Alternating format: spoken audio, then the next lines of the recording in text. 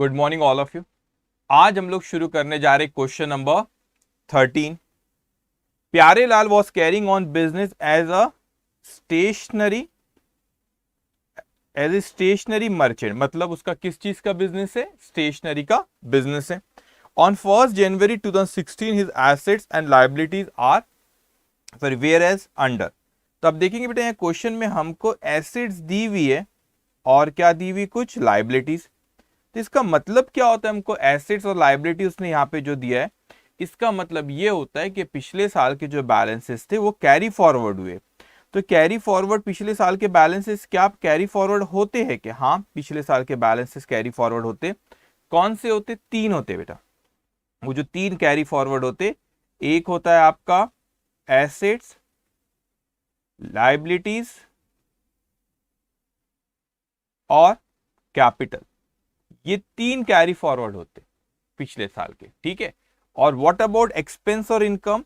Expenses और income जो होता है बेटा, एक्सपेंसेस और इनकम जो होती है वो कैरी फॉरवर्ड नहीं होती। क्यों? क्योंकि ये नॉमिनल अकाउंट होता है और नॉमिनल अकाउंट का जो भी प्रॉफिट या लॉस आया होगा वो हम किसे दे देते? ओनर को दे देते। तो ओनर, ये पार्टनरशिप फॉर्म है तो ओनर्स हो जाएगा, एक से ज्यादा वहां पे रहता है, ठीक है। एनीवे ओनर को दे देते हैं। लेकिन एसेट, लाइबिलिटी और कैपिटल जो होता है वो कैरी फॉरवर्ड होते हैं, क्योंकि वो रियल और पर्सनल अकाउंट में आते हैं। अब हम देखते हैं यहाँ पे हमको एसेट्स दिए, furniture and fixture ₹2400, stock of stationery 35,600, cash at bank ₹3,500, cash in hand 400, due from Bimal 1,600, due from Keval 800। What is due from? Due from लेना है, राइट टू रिसीव बेटा, तो वो एसेट होती है, पर्सनल अकाउंट होता है। No liabilities due to landlord disburses rent. Landlord मतलब हमें उसको देना है बेटा, this is nothing but rent payable.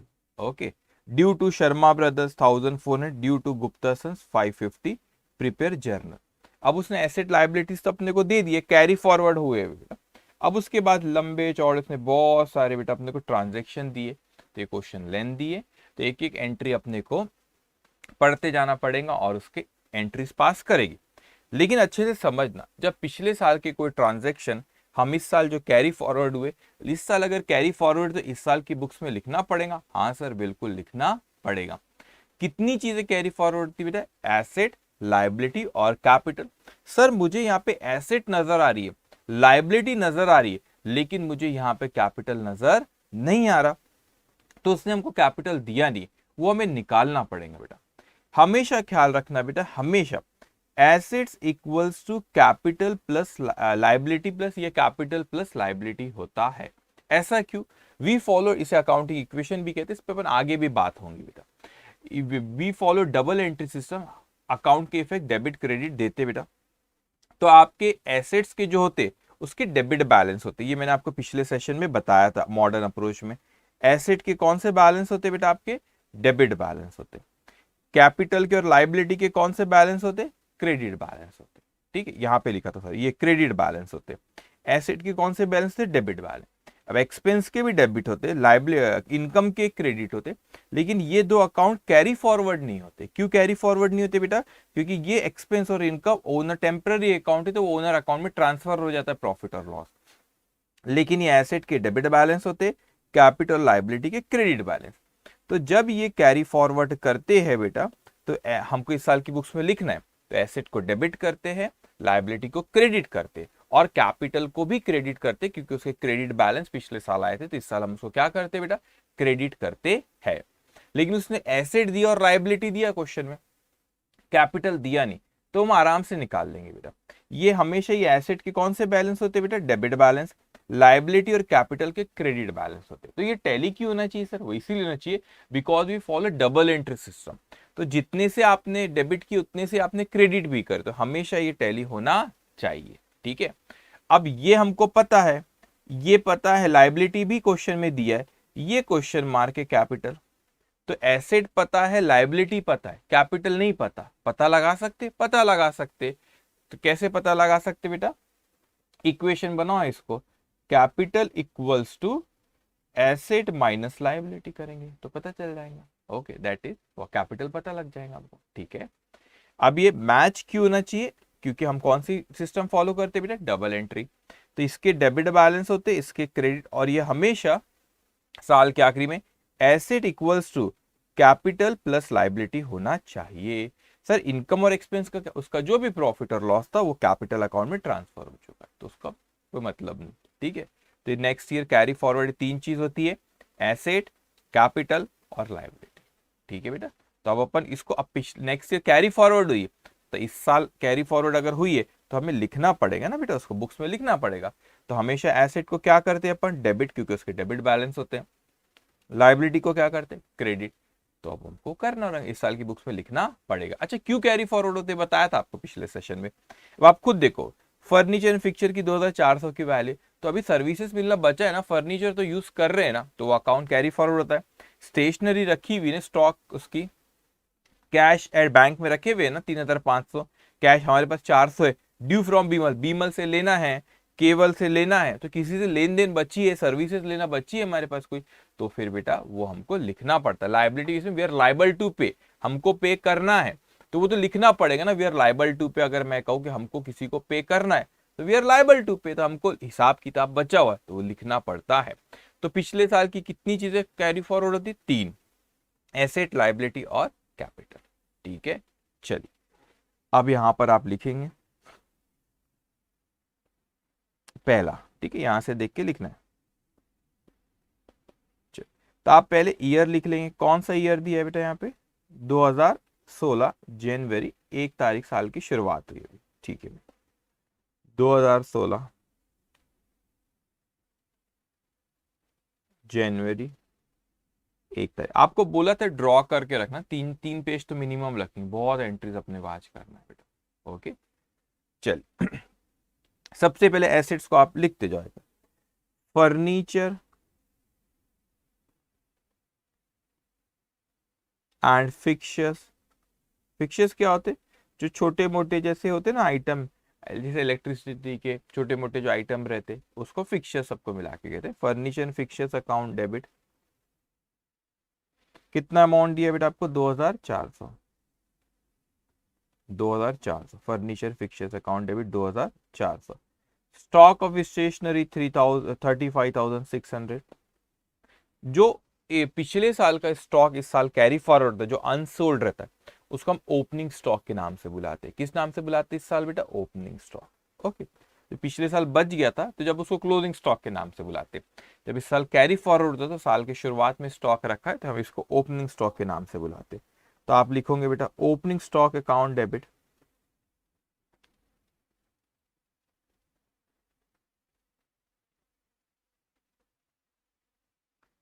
35,600, 35,000। देखो मैं हमेशा कहता था ना, जो बेटा परचेज रहता है वो एक्सपेंस रहता है, जो स्टॉक बच जाता है वो एसेट रहता है। तो ये जो ओपनिंग स्टॉक दिख रहा है 35,600, ये आपने पिछले साल बहुत ज्यादा स्टॉक कोई खरीदे होंगे तो वो परचेज एक्सपेंस था, वो जो उसमें से जो बच गया, तो जो बचे हुए पार्ट को फिर आप स्टॉक कहते हैं। ठीक है, 35,600। उसके बाद बेटा फिर है आपका cash at bank.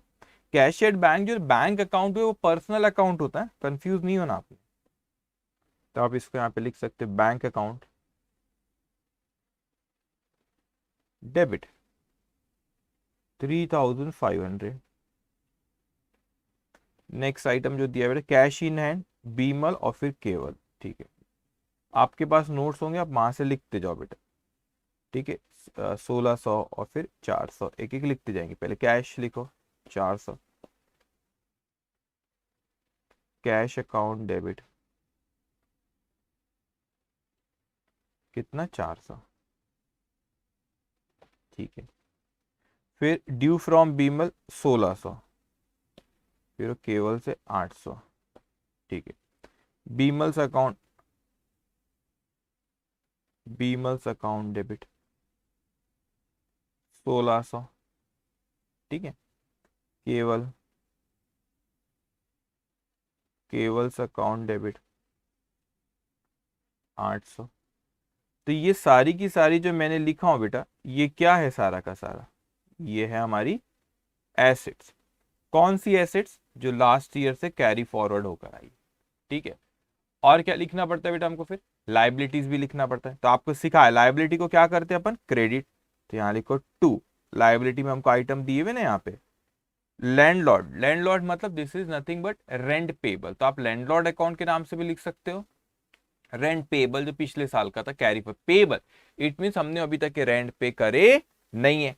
Now due to Sharma brothers, अभी शर्मा ब्रदर्स को ड्यू टू मतलब हमें देना है, ड्यू फ्रॉम हमें लेना है, right to receive, liable to pay, समझ में आ रहा है, right to receive asset, liable to pay liability. चलो पहले ड्यू टू लैंडलॉर्ड को आप लैंडलॉर्ड अकाउंट भी लिख सकते हैं बेटा, आप टू रेंट पेएबल भी लिख सकते हो, रेंट पेएबल अकाउंट, ठीक है, रेंट पेएबल अकाउंट डेबिट। ये तो एक काम करो ऐसे लिखो, टू लैंडलॉर्ड अकाउंट, लैंडलॉर्ड को देना है हमको, लैंडलॉर्ड अकाउंट ब्रैकेट में लिख लो रेंट पेएबल,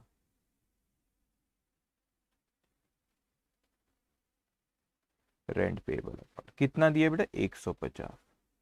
ओके, देखो आपका यहाँ पे ना साल शुरू हो रहा है जनवरी मंथ में, अच्छे समझना जनवरी मंथ में। अब आपका पिछले साल का दिसंबर का रेंट है, तो दिसंबर का रेंट आपने नहीं दिए होंगे, ठीक है, तो वो इसीलिए पेबल बता रहा है। नया साल शुरू हुआ, पिछले साल की अकाउंटिंग पिछले साल कर रहा था, आपने पे नहीं करे बेटा, तो पेबल, लाइबल टू, इसलिए लाइबिलिटी थी। अब ड्यू टू शर्मा ब्रदर्स और and due to Gupta sons,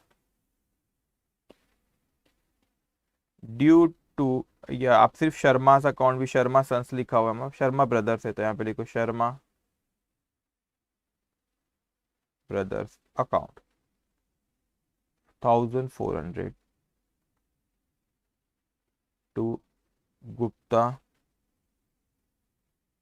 sons account 550, ये दिया हुआ है ना हमको वहां पे, शर्मा ब्रदर और गुप्ता सन्स 550। अब ये जो हमने लिखे बेटा यहाँ पे, ये जो तीन आइटम है मेरे जितने भी हो, ये क्या है, ये लाइबिलिटीज है। अब लाइबिलिटीज है तो कैरी फॉरवर्ड तो तीन चीज होती है, एसेट, लाइबिलिटीज और कैपिटल। तो कैपिटल अपन निकाल सकते हैं बिल्कुल, एसेट माइनस लाइबिलिटी। कैपिटल क्या होती है, कैपिटल हमेशा ख्याल रखना assets minus liabilities, that is capital. तो ऐसे भी निकल जाता है बेटा। तो यहाँ पे दिया रहता तो ठीक है, नहीं दिया तो इस तरीके से निकालना रहता हमको टू। अच्छा सर ये ऐसा क्यों हमेशा होता है कि हमेशा मैच होगा बेटा, हमेशा, या आप इसको इक्वेशन ऐसे करो, assets equals to capital plus liability, shortcut में लिखा asset A C capital L liability. तो asset equals to capital plus liability हमेशा। सर क्यों ऐसा, because we follow double entry system, हम जितने से डेबिट करते उतने से क्रेडिट। तो इसके डेबिट बैलेंस होते, कैपिटल और लाइबिलिटी के क्रेडिट बैलेंस होते, तो हमेशा डेबिट इक्वल्स टू क्रेडिट, ऐसा होता है। आप ये चीज और हम करेंगे आगे चल के जब और बात होगी, लेकिन सिंपल चीज है। सर इसमें इनकम और एक्सपेंस नहीं आया, नहीं आया बेटा, क्यों नहीं आया, क्योंकि उसके बैलेंस, उसका जो भी प्रॉफिट और लॉस होता है इनकम एक्सपेंस का, वो कैपिटल अकाउंट में ट्रांसफर हो जाता है। ओके, तो कैपिटल में आ गया उसका नेट इफेक्ट, ठीक है। अब यहाँ पे कैपिटल अकाउंट लिख लो बल्कि ब्रैकेट में, बैलेंसिंग फिगर, बैलेंसिंग फिगर। अब आपको करना क्या है बेटा, कैलकुलेटर लो, उसमें से ये एसेट जो सारी दी हुई एसेट्स की टोटल करो और लाइबिलिटीज उसमें से माइनस करो, बताओ मेरे को कितना आ रहा है।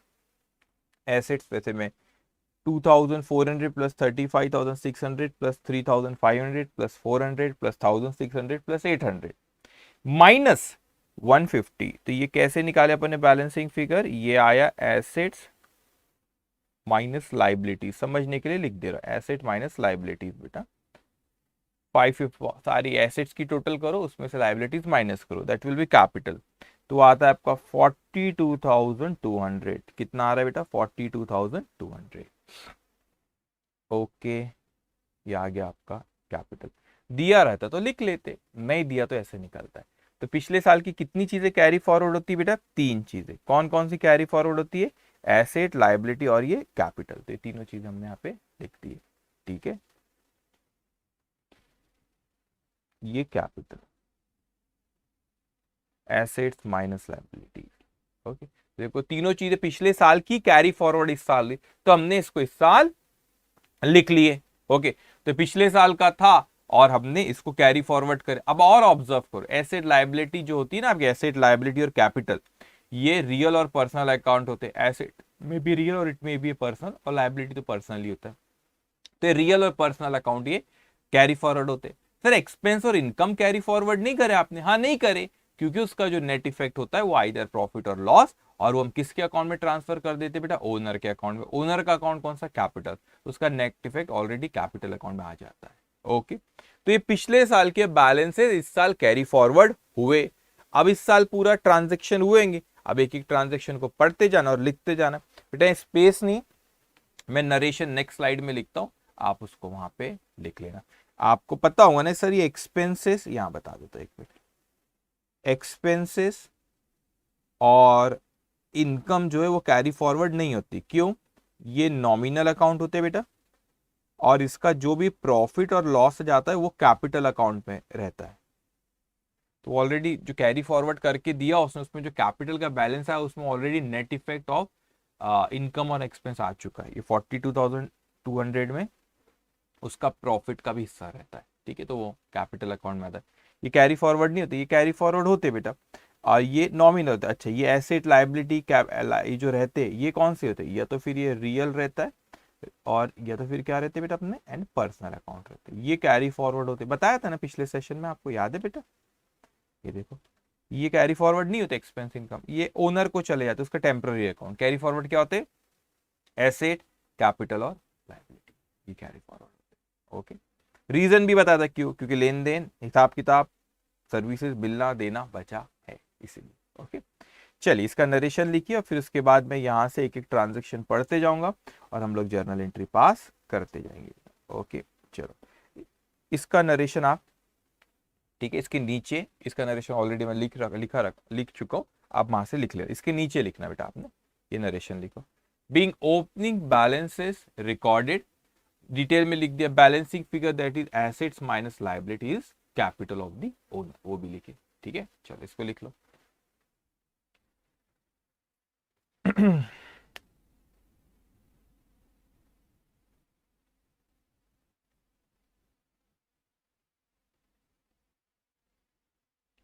Okay,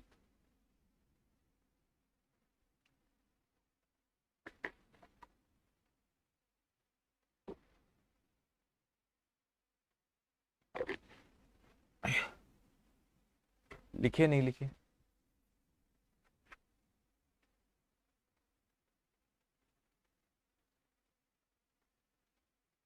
okay,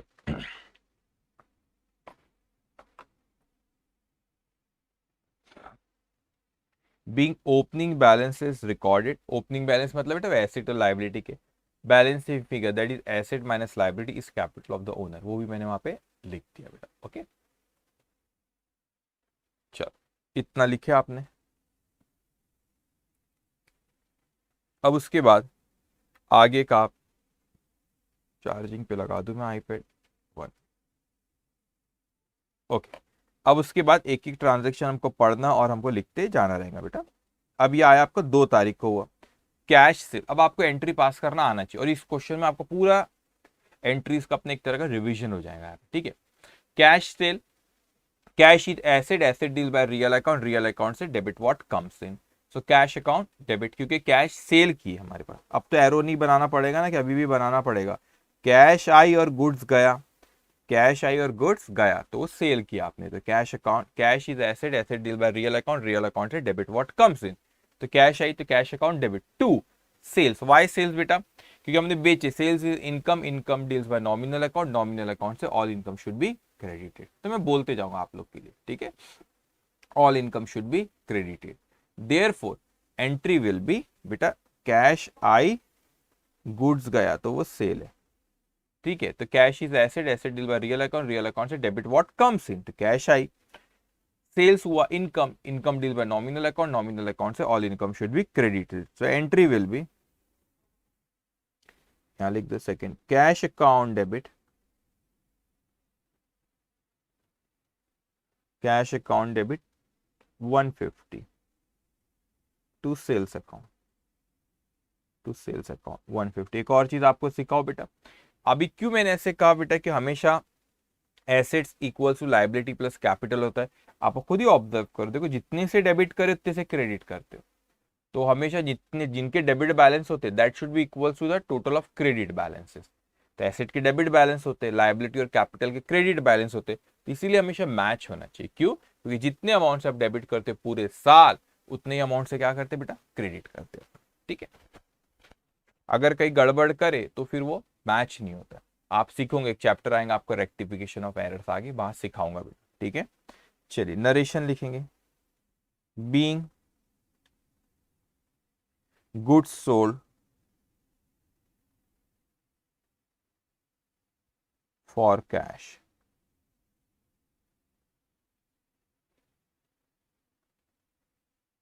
being goods sold for cash. Okay, उसके बाद आगे आएंगे बेटा, नेक्स्ट देखेंगे sales to SP stores on credit. SP stores का आपने उधारी में बेचे। अब देखो समझना है चीज, मेरे पास से गुड्स गया तो वो सेल तो हो गया, लेकिन यहाँ पे कैश नहीं आई बेटा, राइट टू रिसीव हुआ, राइट टू रिसीव हुआ। एनीवेज बेटा, so SP store is a person, not natural person, artificial person. So SP store is a person, person deal by personal account, personal account से debit the receiver. तो यहाँ पे SP store receiver है, क्या receive किया, goods जो हमने उसको दिए। तो SP stores account debit. To, अब क्रेडिट किसको करेंगे, sales is income, income deal by nominal account, nominal account all income should be credited, तो sales will be credited. So SP stores account debit to sales account. ठीक है, 450। Same तारीख, sir दो के बाद 3 आता है ना, अरे भैया डेट है वो 2 तारीख को ट्रांजेक्शन हुआ, वो ऐसा जरूरी कि एक ही ट्रांजेक्शन होगा। SP stores account debit 450 to sales account 450, being goods sold to SP stores on credit, on credit। अब ये चीज ध्यान से सुनना बेटा, being goods sold to SP stores on credit। अब देखो फर्क समझना बेटा, आराम से, अंडरस्टैंडिंग इंपॉर्टेंट है। यहाँ पे कैश को डेबिट करें या एसपी स्टोर, इनफैक्ट दोनों जगह सेल्स था, दोनों जगह सेल्स है, लेकिन यहाँ कैश लिखे हैं एसपी स्टोर, क्यों, क्योंकि पैसा मिल गया, अब उससे कोई हिसाब किताब नहीं बचा है। लेकिन अब यहाँ पे इससे बचा हिसाब किताब, क्योंकि इसको किस में बेचा आपने, उधारी में, तो नाम लिखते हैं। ठीक है, ओके। उसके बाद हम नेक्स्ट पे आते हैं बेटा, देखो यहाँ पे ये आपकी, ये कैश सेल्स था, ये क्रेडिट सेल्स है। ठीक है, ये जो एरो देखिए लिखता हूँ जस्ट फॉर द इंफॉर्मेशन और क्लैरिटी आया आपको, इसलिए मैं लिखता हूँ। ठीक है, उसके बाद बेटा यहाँ पे आते हैं अपन नेक्स्ट पॉइंट पे, परचेज फ्रॉम गुप्ता सन्स। अब आपने गुप्ता सन्स से क्या करे बेटा, परचेज करे। कितना परचेज करे आप ध्यान से सुनेंगे, 380 का। अब उसने ये नहीं बोला कि कैश में खरीदे क्रेडिट में, साफ साफ नहीं बोला, जैसे यहाँ पे कैश बोला था, यहाँ पे क्रेडिट बोला था सेल्स के वक्त, लेकिन यहाँ बोला नहीं। फिर अपने को देखना पड़ता है कि इंटरप्रिटेशन करो उसका, तो उसका क्या उसने नाम दिया है कि हाँ नाम दिया है गुप्ता सन्स, तो अपन क्या मानेंगे कि किसमें, क्रेडिट में परचेज हुआ। अब एंट्री क्या होंगी, हमारे पास गुड्स आया, गुड्स आया, सो पहली बात तो purchase is expense, expense deal by nominal account, nominal account से all expense should be debited, तो ये परचेज को अपन क्या कर देंगे, डेबिट। हमारे पास से अभी बेटा पैसा गया नहीं है, वी आर लाइबल टू पे, लाइबल टू पे, लाइबल टू पे, हमने अभी पैसा दिए नहीं, उधारी में खरीदे, तो किसको देना है, गुप्ता सन्स। तो Gupta son is a person, person deal by personal account, personal account से debit the receiver, credit the giver. तो गुप्ता सन्स ने हमको दिया, तो वो कौन है बेटा, गिवर है, इसलिए उसको क्या करेंगे, क्रेडिट। हमेशा याद रखना, receiver from entity, giver to entity. Upon entity है, अपन प्यारे लाल है, मेसर्स प्यारे लाल, तो अपने को प्यारे लाल के पॉइंट ऑफ व्यू सोचना है, तो हमको उसने दिया गुप्ता सन्स ने, तो वो गिवर हुआ बेटा। तो entry will B purchase account debit to Gupta Sons account. Why purchase account debit? Because purchase is expense, expense deal by nominal account, nominal account says all expense should be debited. Okay, तो लिखो यहाँ पे कौन सी तारीख है, 3 तारीख. Purchase account debit, purchase account debit 350 to Gupta Sons account 350 being goods purchased on credit from Gupta sons. Gupta sons से हमने उधारी में खरीदे, गुप्ता सन्स से हमने उधारी में खरीदे बेटा. ठीक है, ओके.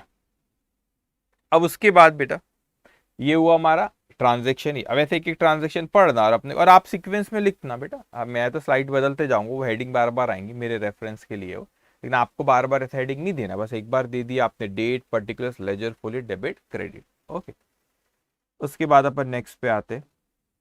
कहता है paid rent to landlord for December 2015. अब देखो बेटा ये था 2016 है ना, 2016. अब 2016 में है अपन, मगर पिछले साल का ये रेंट दिसंबर मंथ का नहीं, मतलब दिसंबर 2015 का. तो वो यही कह रहा है कि दिसंबर 2015 का जो पिछले साल का रेंट नहीं था वो हमने पे करे बेटा. So landlord is a person, person deal by personal account, personal account से डेबिट द रिसीवर. अब हमने उसको पे करे तो वो रिसीवर हुआ बेटा. वो लैंडलॉर्ड बोले rent payable, rent payable representing two landlord. ठीक है, तो रेंट पेबल अकाउंट डेबिट और लैंडलॉर्ड अकाउंट डेबिट टू हमारे पास से क्या गई बेटा, कैश टू कैश अकाउंट. ठीक है, बाकी के ट्रांजेक्शनों में लिखता हूं बेटा. ओके, अब आप इसके नीचे लिखते जाएंगे. 4 तारीख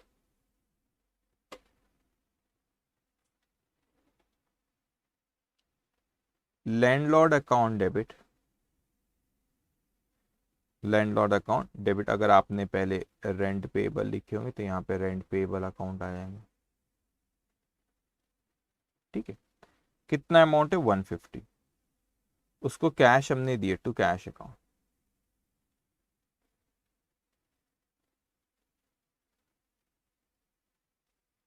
being rent for December 2015 paid. पिछले साल का रेंट था बेटा जो आपने पे नहीं करे तो इस साल पे कर. ओके, तो आप ऑब्जर्व करोगे बेटा, देखो अपने पास पिछले साल का यहाँ पे अगर आप देखोगे यहाँ पे तो ये देखो पिछले साल के लैंडलॉर्ड को पे कर, इस साल क्यों कैरी फॉरवर्ड करे, क्योंकि अभी लेन देन बची थी तो 150 से क्रेडिट करे. अब आपने यहाँ पे कर दी उसको 150, तो लेन देन खत्म हो गई. इससे ऐसी कोई बची भी रहती तो उसको पिछले साल की थी, इसीलिए उसको कैरी फॉरवर्ड करना पड़ता है. ठीक है, अब उसके बाद आते हैं बेटा 4 तारीख को और भी ट्रांजेक्शन है. क्या ट्रांजेक्शन है 4 तारीख को अपन देखते हैं बेटा. क्या कह रहा है आपसे, use stationery for office and use stationery for domestic purpose. अब ये दोनों में ना डिफरेंस समझना. पहले तो हमारा बिजनेस स्टेशनरी का ही है, आपने देखे थे क्वेश्चन की शुरुआत में, बिजनेस हमारा स्टेशनरी का ही है. अब ऑफिस की स्टेशनरी थी, बिजनेस स्टेशनरी हमारे पास गुड्स स्टेशनरी दुकान में भरी पड़ी क्योंकि वही हम बेचते हैं लोगों को. अब हमने ऑफिस इसके लिए उसको यूज कर ली, तो स्टेशनरी आपने ऑफिस यूज के लिए यूज करे बेटा, इसके बारे में बात कर रहा हूं. तो एक्सपेंस है बेटा, क्यों, क्योंकि ऑफिस के लिए यूटिलाइज करे, आपने बेनिफिट लिया उसका. सो स्टेशनरी एक्सपेंस, ये स्टेशनरी एक्सपेंस क्यों बोल रहा हूं बेटा, ये हमने अपने ऑफिस के लिए यूज करे. ये स्टेशनरी एक्सपेंस किसके लिए यूज करे हम लोगों ने बेटा, ऑफिस के लिए ये स्टेशनरी यूज करे. तो ऑफिस का एक्सपेंस हो गया भाई, गुड्स नहीं रहा. ठीक है, तो इसलिए stationery expense account debit. Purchase account debit मत बोल देना क्योंकि आपने ऑफिस के लिए यूज करे. ठीक है, जब खरीदे होंगे तो जब वो परचेज के नाम से यहाँ पे डेबिट करोगे, उसमें से कुछ आपने ऑफिस इसके लिए यूज कर लिए, स्टेशनरी एक्सपेंस अकाउंट डेबिट. क्योंकि expense deal by nominal account, nominal account से all expense should be debited. अब मेरी बात बहुत अच्छे से समझना. अब आप बोलेंगे सर चलो 2 लिखो. 2 क्या लिखूं मैं, पैसा दिया मैंने, अगर पैसा देता तो मैं यहाँ पे कहता टू कैश अकाउंट, क्योंकि पैसा मेरे पास से गया, कैश कर नहीं सकता. क्यों बेटा, क्योंकि कैश इसीलिए नहीं कर सकता बेटा क्योंकि मैंने किसी को पैसा दिया नहीं हो अभी 60 रुपए ये। अच्छा, तो टू जिससे लिए उसको उधारी में लिए होंगे तो उसका नाम लिख दो क्योंकि वो गिवर हो। बेटा उससे तो पहले गुड्स खरीद चुके हो, उसको तो पहले ऑलरेडी रिकॉर्ड कर चुके। वो जो ऑलरेडी रखा हुआ हमारी दुकान में गुड्स, जो दुकान में ऑलरेडी गुड्स रखा उसमें से उठा के अपन इसको यूटिलाइज करते हैं बेटा। अच्छा, तो फिर कैसे उसमें से यूटिलाइज कर रहे हैं ना बेटा, तो कोई पार्टी को भी अपन we are not liable to pay for this 60। क्यों? ऑलरेडी पहले परचेज लिख चुके थे। तो टू क्या करूं मैं? टू दो चीज हो सकती है, दोनों सही है, मैं बताता हूं एंगल। पहला मोस्ट प्रोबेबली आप लोगों ने जो मैं बोल रहा हूं ऐसे आपने पढ़े होंगे। टू परचेज अकाउंट लिखो। क्यों? क्योंकि जो परचेज करे थे गुड्स उसमें से अब कम हो गया ना, वो गुड्स तो कम हो गया बेटा। अब वो आपका परचेज जो करे थे वो कम हो गया। तो कभी भी ख्याल रखना बेटा, जिसके कोई जो बैलेंसेस होते हैं आपके, जो परचेज एक्सपेंस है, एक्सपेंस के डेबिट बैलेंस होते हैं बेटा। तो जब भी एक्सपेंस के डेबिट होता है, डिक्रीज इन एक्सपेंस, देखो कई बार बोला था वो मॉडर्न अप्रोच से ज्यादा अच्छे से समझता है। वो एक्सपेंस कम हो रहे, क्यों कम हो रहे बेटा? क्योंकि आपने जो परचेस करे थे वो परचेस कम हो रहा है।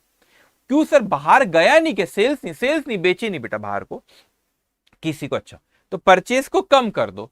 तो परचेस के तो डेबिट बैलेंस होते, तो उसको कम करना, डिक्रीज करना, तो क्या करना पड़ेगा? क्रेडिट, क्योंकि परचेज हमारा जो था वो कम हो गया। ठीक है, वो बाहर बेचने के लिए अवेलेबल नहीं उतने का। अच्छा, 60 रुपए का, तो टू परचेज कर दो। तो आप इस तरीके से भी लिख सकते हैं, stationery expense account debit to purchase account. Stationery expense क्यों डेबिट करे बेटा? क्योंकि वो खर्चा है। स्टेशनरी एक्सपेंस अकाउंट डेबिट, तो उसको मैंने डेबिट करा, पैसा नहीं गया। We are not liable to pay any, किसी को पे नहीं करना है हमको, इसको ऑलरेडी दुकान में रखा था, हमने यूज कर ली। लेकिन परचेज जो गुड्स खरीदे वो परचेज की क्वांटिटी कम हो गई, अमाउंट में बोलते 60 रुपए से कम हुआ, तो परचेज को क्या करें? क्रेडिट।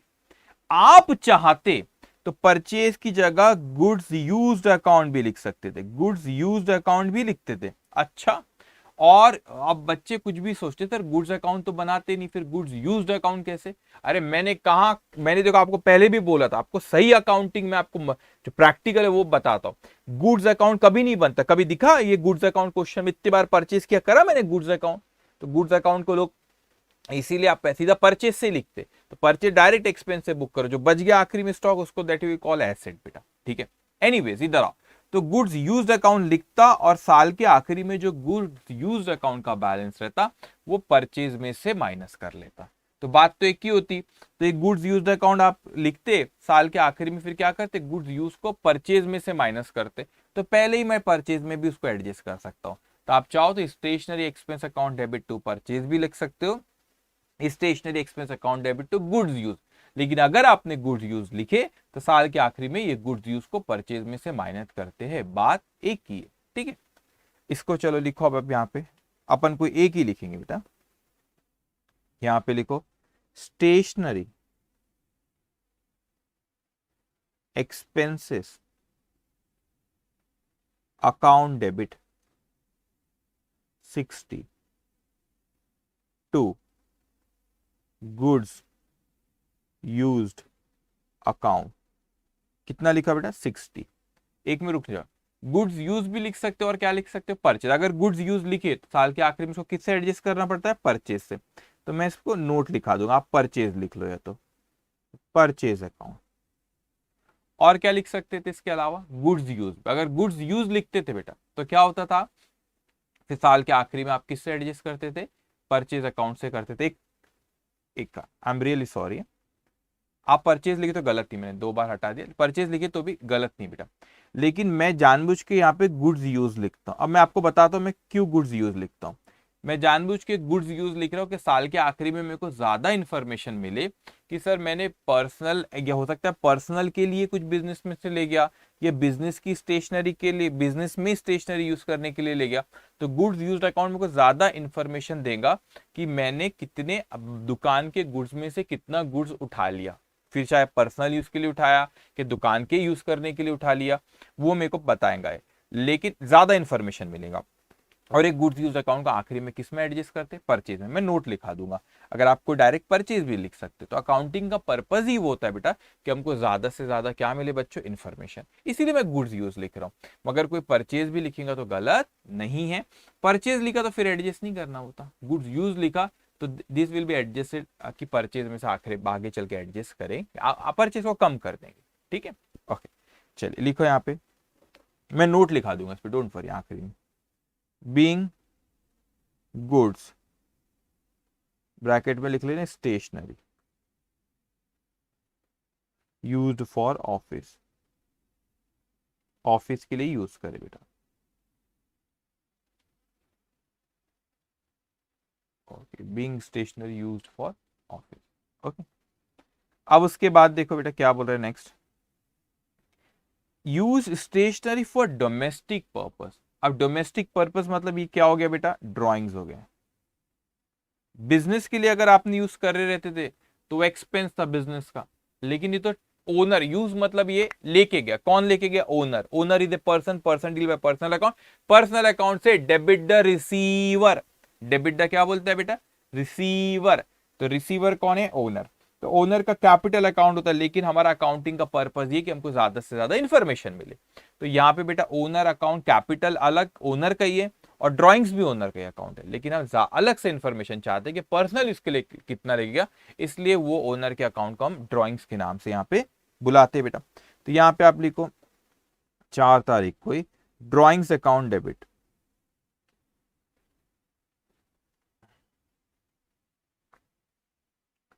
Twenty two.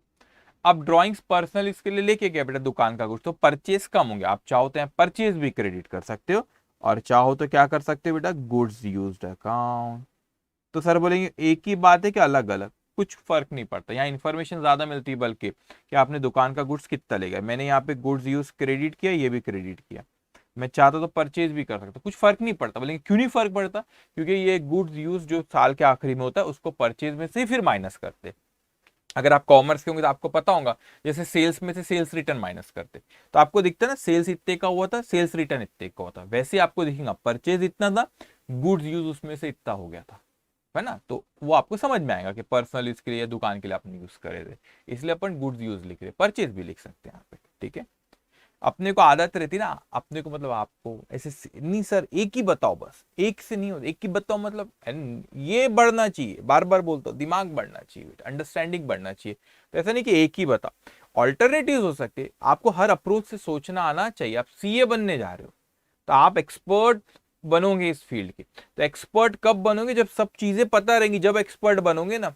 रट्टाफिकेशन से करोगे तो एक्सपर्ट कैसे बनेंगे बेटा, ठीक है। तो अंडरस्टैंडिंग होना। चलिए लिखो यहां पे being goods use for domestic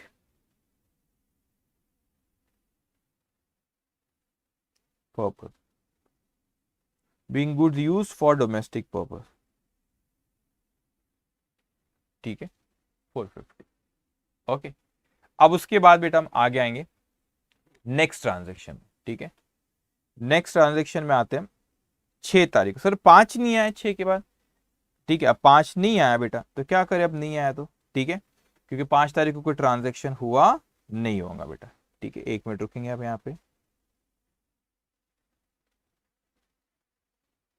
हाँ एक करेक्शन कर लेना बेटा, सोल्ड स्टेशनरी टू, यहाँ पे आप एक करेक्शन करेंगे, 1 मिनट रुको,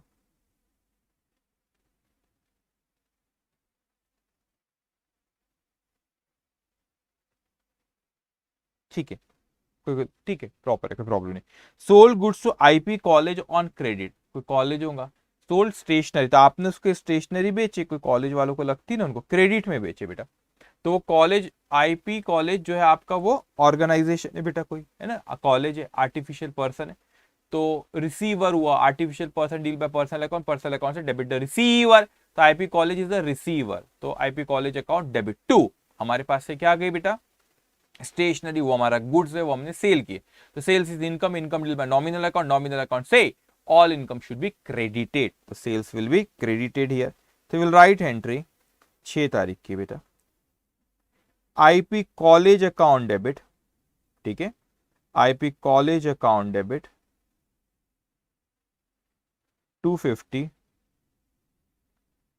टू सेल्स अकाउंट 250, उधारी में बेचे ना इसलिए इसका नाम आया बेटा। बीइंग गुड्स मतलब स्टेशनरी हमारी,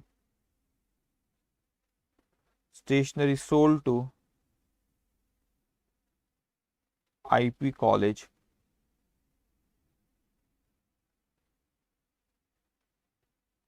ऑन क्रेडिट। ठीक है, इसके नीचे आपने अंडरलाइन कर लेना बेटा।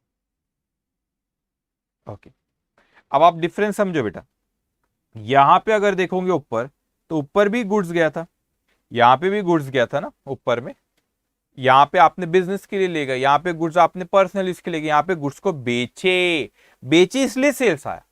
यहाँ पे सेल्स क्यों नहीं नजर आ रहा बेटा आपको, ये सेल्स क्यों नहीं नजर आया, क्योंकि बेचे नहीं ना बेटा, ये आपने बिजनेस में यूज कर लिए थे वो, तो ये आपने पर्सनल यूज के लिए लेकर चले गए थे, इसीलिए बेटा यहाँ पे बेचे इसलिए सेल्स आया। और ये आपने परचेज को कम कर दिए, तो ये आगे चल के गुड्स यूज परचेज में से ही एडजस्ट हो जाता है। ठीक है, ओके। उसके बाद आएंगे हम नेक्स्ट, ये हो गया हमारा। अच्छा, एक और इसमें, बॉट पोस्टेज स्टैम्प ₹15, 15 रुपए को स्टैंप आपने खरीद के लाए बेटा। तो एक्सपेंस है, expense deal by nominal account, nominal account से all expense should be debited. तो यहाँ पे 6 तारीख के इसमें लिखेंगे बेटा, पोस्टेज एक्सपेंस अकाउंट डेबिट 15, हमारे पास से कैश गई to cash account, cash is asset, asset deal by real account, real account से debit what comes in, credit what goes out. तो हमारे पास से गया 15। बीइंग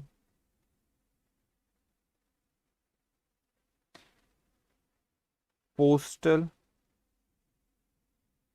स्टैम्प्स परचेज, आप बोलेंगे सर परचेज अकाउंट क्यों नहीं डेबिट कर बेटा, हमारे गुड्स थोड़ी ना है, ये हमारा गुड्स जब खरीदते जब परचेज अकाउंट है। ओके, ये तो एक्सपेंस है हमारा। ओके, चलिए उसके बाद आते हैं बेटा, अब नेक्स्ट पे हम लिखेंगे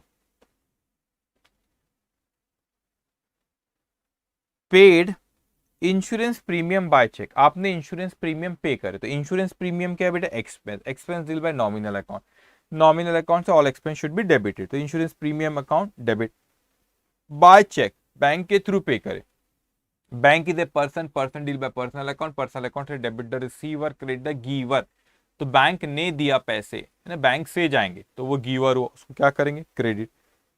अब यहां पे लिखो आप 7 तारीख का, ठीक है, insurance premium account debit, insurance premium account debit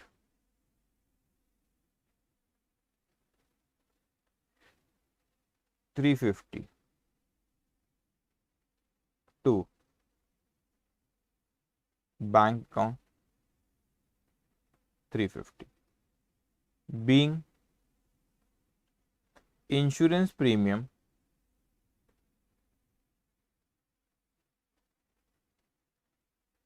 being insurance premium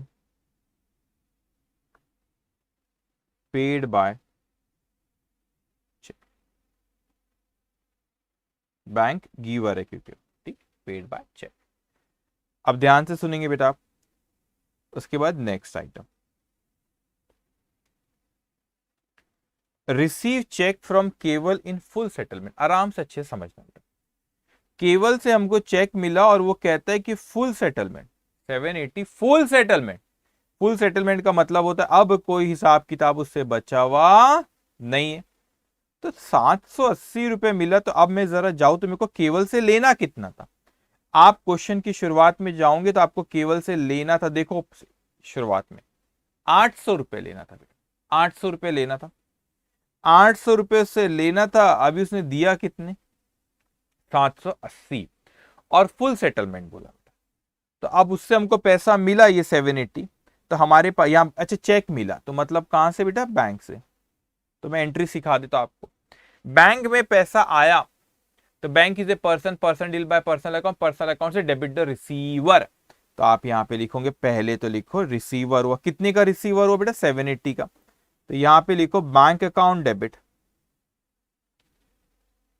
bank account debit 780, ठीक है। अब इसका रुको, आराम अच्छे से समझना बेटा। अब मगर लेना था हमको उससे 800 रुपए, दिया 780, तो 200 रुपए, सॉरी 20 रुपए और लेना नहीं है, वो डिस्काउंट होंगे। क्यों डिस्काउंट बेटा, क्योंकि फुल सेटलमेंट बोला वर्ड, फुल सेटलमेंट वो आया, मतलब आपको हिसाब किताब उससे बचा नहीं है। अब डिस्काउंट क्यों हमको, हमने उसको कंसेशन दिए, क्यों दिए, क्योंकि उसने हमको कोई बेनिफिट दिया, तो वो गिवर ऑफ बेनिफिट हुआ था। क्या दिया बेटा उसने, उसने हमको जल्दी पैसा दे दिया, 780 रुपए तो दिया और उसने हमको बेनिफिट, ये जल्दी बेनिफिट दिया, उसकी वजह से हमने उसको कंसेशन दिए, तो वो एक्सपेंस है बेटा, तो उसको अपन क्या करेंगे, डेबिट। यहां पे लिखो डिस्काउंट अलाउड अकाउंट डेबिट, हमने उसको डिस्काउंट दी, डिस्काउंट अलाउड अकाउंट डेबिट, क्यों, क्योंकि उसने बेनिफिट दिया हमको जल्दी करके पे करके 20।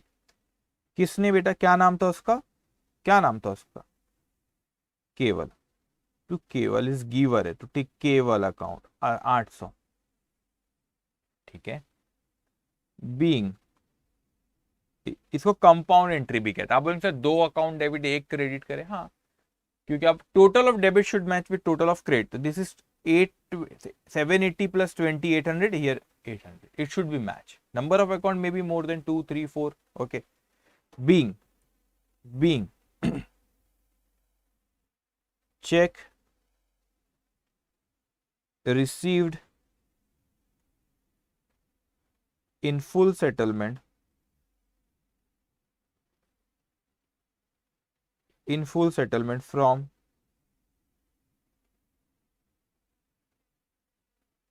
केवल, ओके, फ्रॉम केवल, ओके। चलिए बेटा,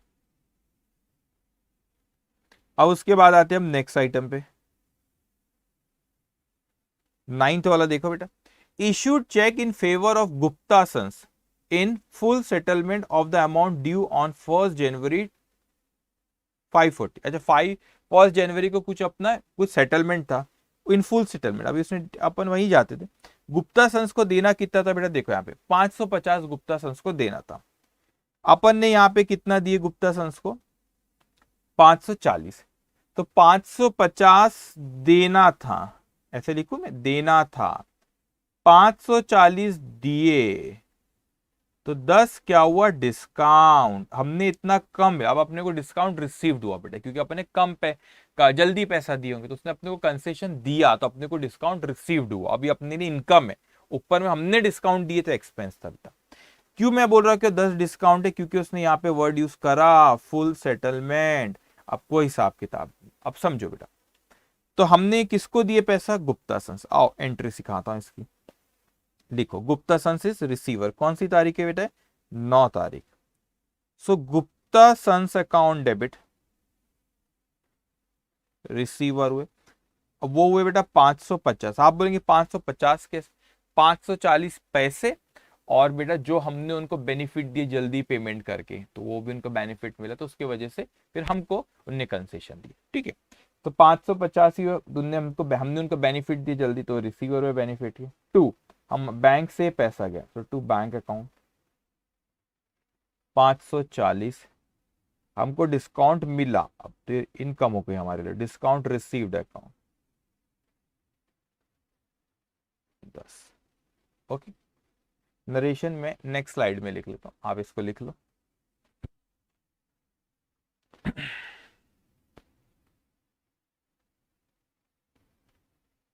ओके, चल जल्दी जल्दी लिखेंगे बेटा, लेंदी क्वेश्चन है बहुत ही, यहाँ पे लिखो नेक्स्ट स्लाइड, आप नीचे लिख लेना उसके, being cheque issued to Gupta Sons in full settlement,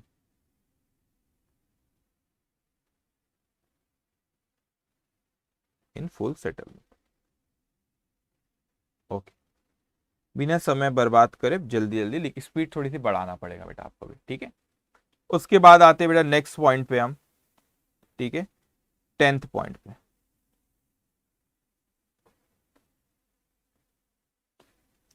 cash cell, ये तो आपको पता है बेटा, cash account debited to sales, cash is asset, asset deal by real account, real account से डेबिट व्हाट कम्स इन, तो उसको डेबिट करेंगे। Sales is income, income deal by nominal account, nominal account से all income should be credited, उसको credit करेंगे, तो लिखेंगे cash account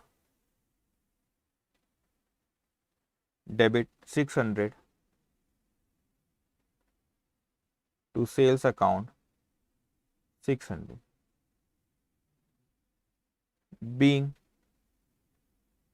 being goods sold for cash, being good sold for cash. ठीक, simple है तो ओके। अब उसके बाद आते बेटा नेक्स्ट पे, cash sorry send cash to bank. अब हम अभी हमने देखो 11 तारीख को बहुत से ट्रांजेक्शन हुए बेटा, ठीक है।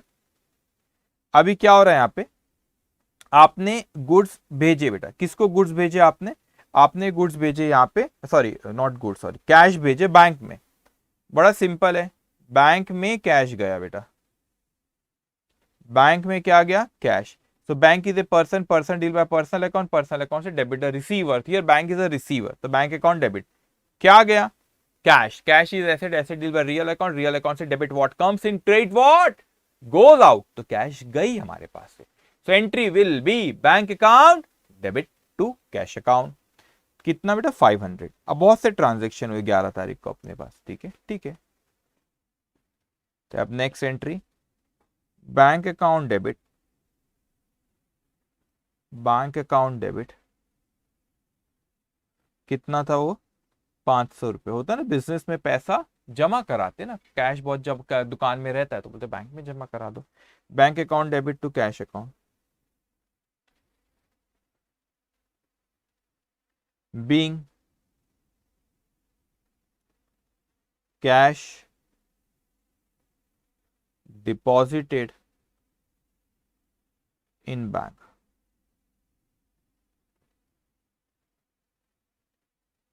Being cash deposited in bank, okay. अब उसके बाद नेक्स्ट ट्रांजेक्शन पे आओ बेटा, क्या कह रहा है हमसे नेक्स्ट ट्रांजेक्शन,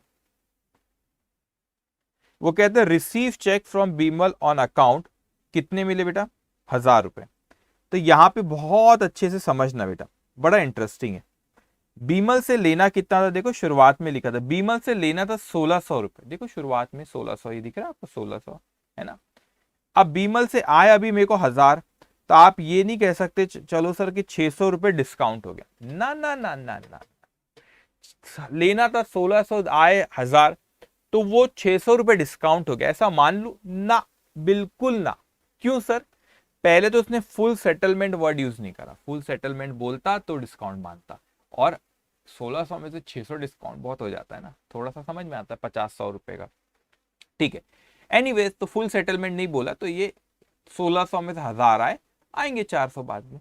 तो अपने को चेक मिला, अब एंट्री फॉर्म करो, चेक मिला बेटा, तो चेक मिला वो बैंक में जमा होता है, तो bank is a person, person deal by personal account से डेबिट द रिसीवर, तो bank is the receiver here, तो bank account debit to who is the giver, Bimal, Bimal is a person, person deal by personal account से credit the giver, तो who is giver here Bimal, so entry will be bank account debit to Bimal account 1000।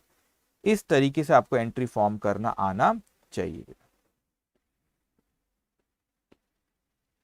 Okay 11 तारीख, तो यहां लिखोगे bank account debit,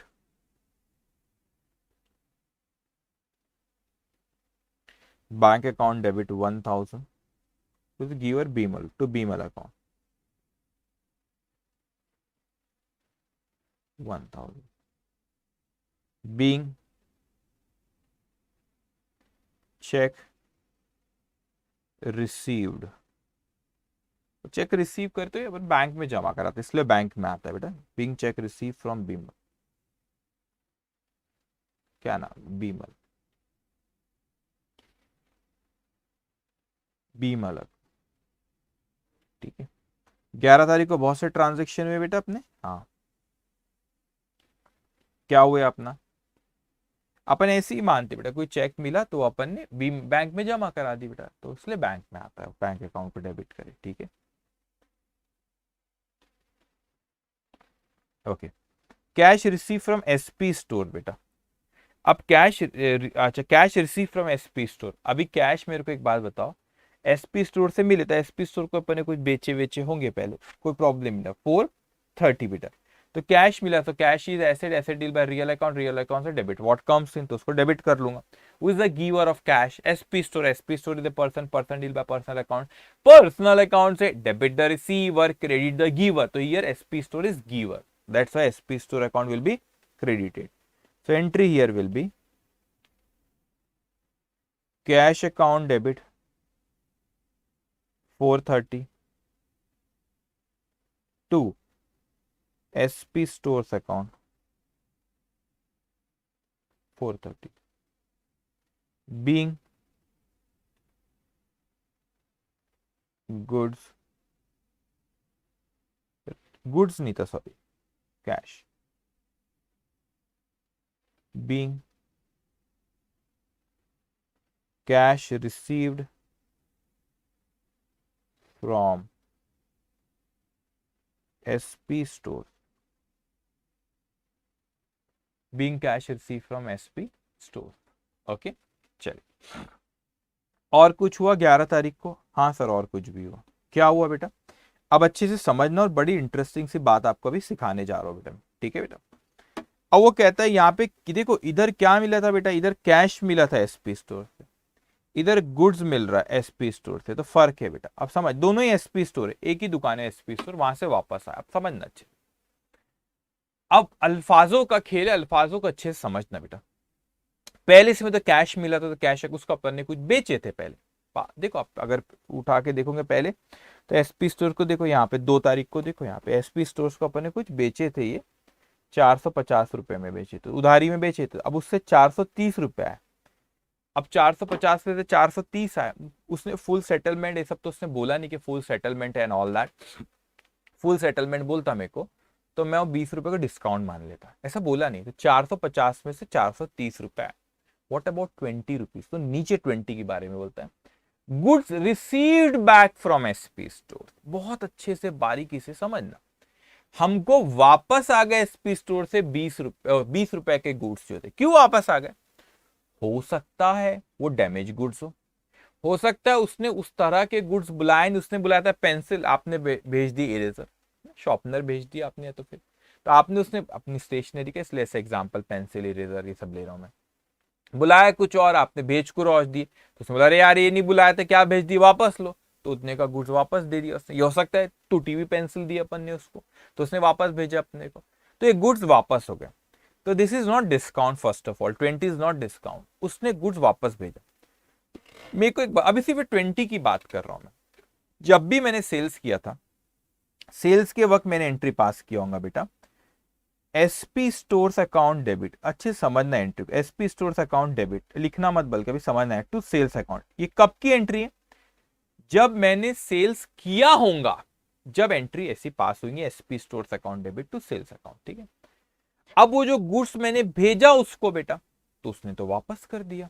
तो जब भी जो चीज पहले भेजे थे उसको वापस, इट्स अ कैंसलेशन। तो याद रखना बेटा, जब भी कोई कैंसलेशन होता है, जब भी कोई कैंसलेशन होता है, तो जो ओरिजिनल एंट्री होती है, सब थ्योरी में लिखा है, मगर अभी आप मेरी बात सुनो, जब भी कोई कैंसलेशन होता है तो जो ओरिजिनल एंट्री पास करे तो उसको रिवर्स करना है। रिवर्स मतलब उल्टी एंट्री पास कर दो उसकी बस। तो अब आप बोलेंगे सर इसका रिवर्स करो, इसको उल्टा लिखो।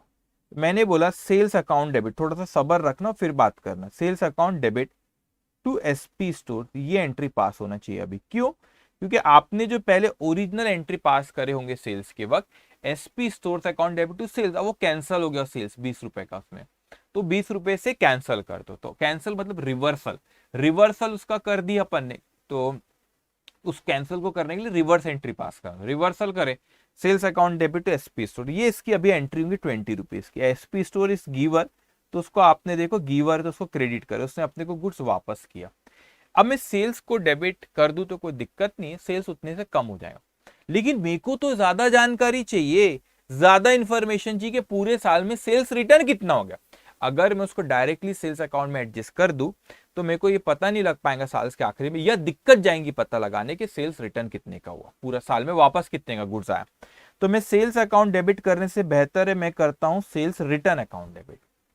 रिवर्स किया एंट्री और उसको क्या किया बेटा, रिवर्स करा बेटा यहाँ पे मैंने, तो मेरे पास अच्छा एक और चीज यहाँ पे, या वो गुड्स मैंने जो बेचा था बेटा वो वापस आ गया मेरे पास, ठीक है। तो मैंने पहले SP store account debited to sales किया था, हाँ, अब उसको reverse sales to SP stores कर दो, उसको रिवर्स करो क्योंकि वो वापस हो गया, कैंसिल हो गया वो वाला ट्रांजेक्शन 20 रुपए से बस। तो मैं सेल्स के बदले में सेल्स रिटर्न करता हूं, भला ही सेल्स रिटर्न को आगे चल के सेल्स में मैं एडजस्ट कर लूंगा।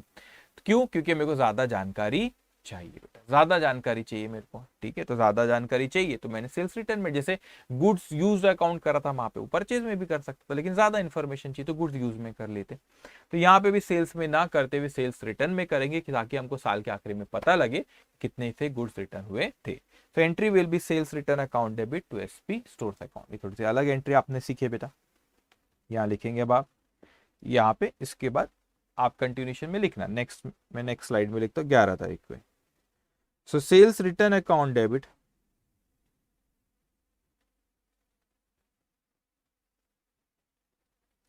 $20 to SP stores account 20 being sales return account debit to SP stores account, ठीक है बेटा। कितने से हुआ 20 से। बीइंग गुड्स रिसीव्ड बैक मतलब रिटर्न हो गया बेटा, received back from SP store, उससे अपने को गुड्स वापस आ गया बेटा, ठीक है। Being goods receive back from SP store, okay. 11 तारीख के बाद अब अपन आते बेटा, ये हो गया 11 तारीख के सारे ट्रांजेक्शन हो गए, ओके। अब आओ 13 तारीख पर, बीमल्स चेक रिटर्न डिसऑनर्ड।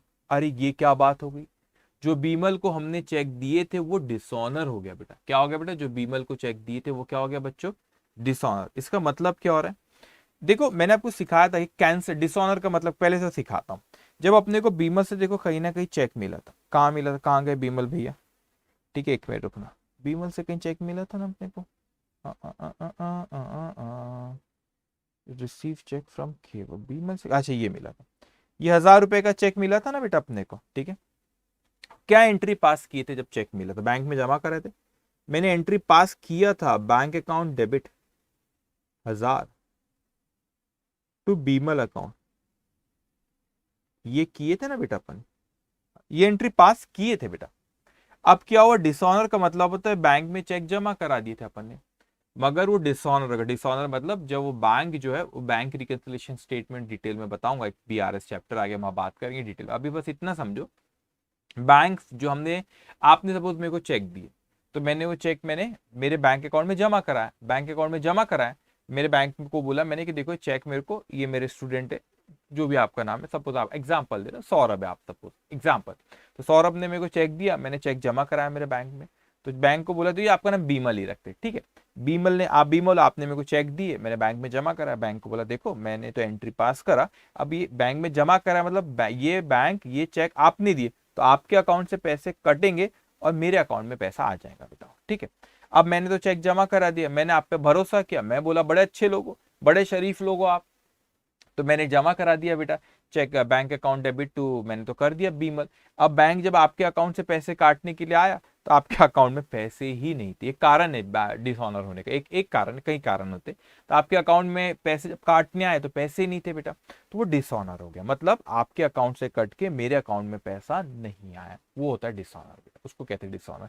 तो डिसऑनर होने की और वजह भी होती है, कभी आप चेक में साइन करके देते हो तो साइन मिसमैच होती है, तो भी फिर अकाउंट में पैसे ट्रांसफर नहीं होते, आपके अकाउंट से मेरे अकाउंट में नहीं आते, कभी डेट गलत डाल देते हो, कभी ओवर राइटिंग करते हो तो चेक पे, तो फिर वो नहीं आता, तो डिसऑनर हो गया बेटा।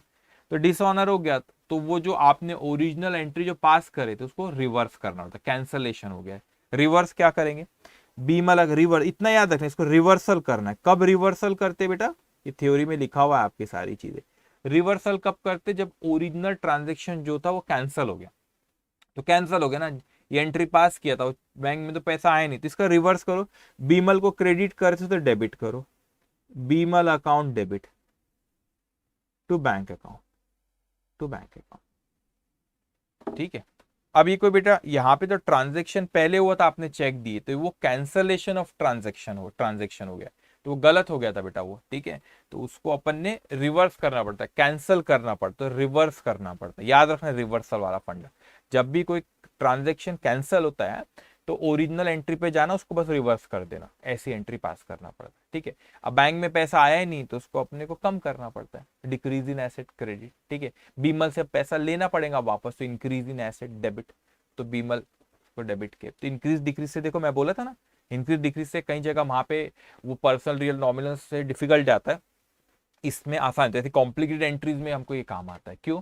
बीमल से हमको वापस पैसा लेना है, तो increase in asset debit, Bimal account debit. Bank में तो पैसा आया नहीं तो उसमें अपने जमा कर दिए थे, तो उसमें वो हमारी बैंक में पैसा जो जमा है हमारी एसेट होती है, तो उसको डिक्रीज करेंगे, decrease in asset credit bank.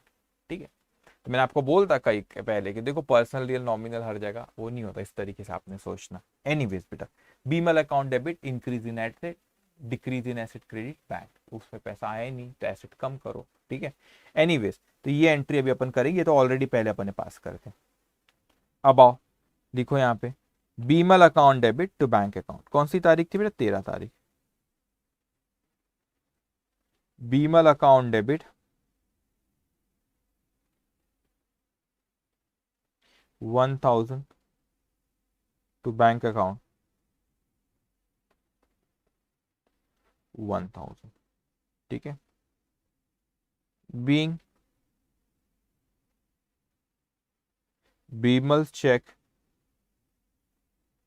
dishonored।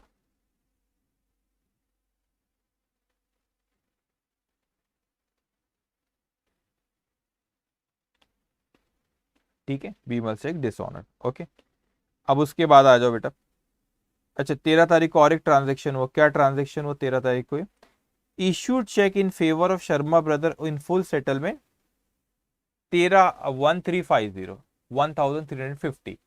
अब फुल सेटलमेंट शर्मा ब्रदर को अपने को देना कितना था? अगर आप क्वेश्चन की शुरुआत में जाओगे बेटा, तो देखो शर्मा ब्रदर को अपने को देना था 1400 रुपए। कितने देना था? 1400। अपन ने उनको चेक दिए, अभी कितने का चेक दिए? 1350, 50 कम दिए और फुल सेटलमेंट बोले, मतलब अब हमको देना नहीं है बेटा। ठीक है, तो वो डिस्काउंट हमको रिसीव्ड हो गया, हमने उनको जल्दी पेमेंट दिए, तो हमने बोले कम करो पैसा, कुछ कम करो, तो उन्हें 50 रुपए कम कर दिए, तो हमको डिस्काउंट रिसीव्ड हो गया बेटा। ठीक है, तो चलो लिखेंगे अब यहाँ पे। अब ये कौन सी तारीख थी? 13 तारीख थी बेटा आपकी, है ना? Sharma brothers account debit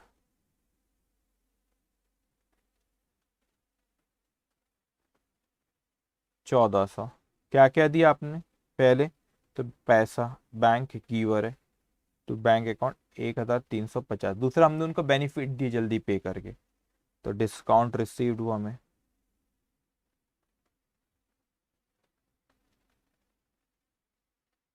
50। Being cheque issued in full settlement to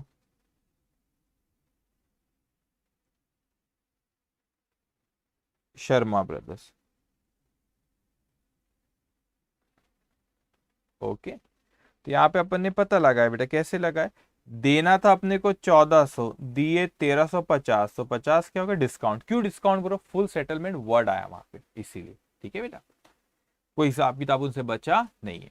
चलो, सेल्स ऑन क्रेडिट टू केवल, केवल को बेचे बेटा, क्रेडिट में बोला साफ साफ, तो Keval is a person, person deal by personal account, personal account से debit the receiver, so Keval account debit, Keval account debit to sales account, sales is income, income deal by nominal account, nominal account से all income should be credited. तो यहाँ पे लिखोगे आप बेटा 15 तारीख को, Keval account debit, Keval account debit 500 to sales account 500, being goods sold on credit to Keval, on credit to Keval, अपन ने गुड्स बेचे क्रेडिट में, किसको बेचे बेटा? केवल को। ओके, उसके बाद ओके लिखे आपने इतना। ओके, 15 तारीख। अब आओ उसके बाद देखो 16 16 तारीख को क्या कह रहा है हमको। कहता है कि cheque in favour of Sharma brother return dishonour because of improper rubber stamp. देखो मैंने आपको बोला था कि कई वजह हो सकती है चेक डिसऑनर होने की, कई वजह हो सकती है।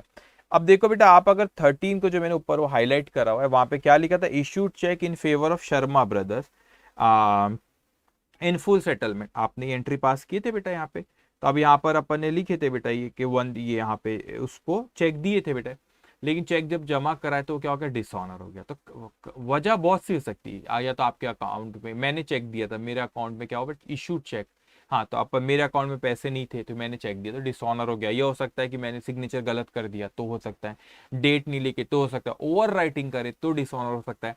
रबर स्टैम्प, उस पर स्टैंप लगाते, फॉर्म रहती ना, मैं अभी यहाँ पे नहीं तो आपको कभी चेक दिखाता था, मेरे जैसे ऑफिस का Zubair Khan and company chartered accountant form है बेटा, तो उसमें स्टैंप लगाना पड़ता है। अब आप स्टैंप लगाते हो, अब तो रबर स्टैंप लगाते हैं ना उस पर फॉर्म का, तो एक वो प्रॉपर नहीं था, इम्प्रॉपर था, गलत तरीके, इसलिए वो डिसऑनर हो गया आपका। ठीक है, ठीक है। अब यहां पर देखो डिसऑनर, तो मैंने आपको क्या सिखाया था, just you have to reverse, reverse करना जब ऐसा कुछ हुआ डिसऑनर, तो जो रिवर्स करना ओरिजिनल एंट्री।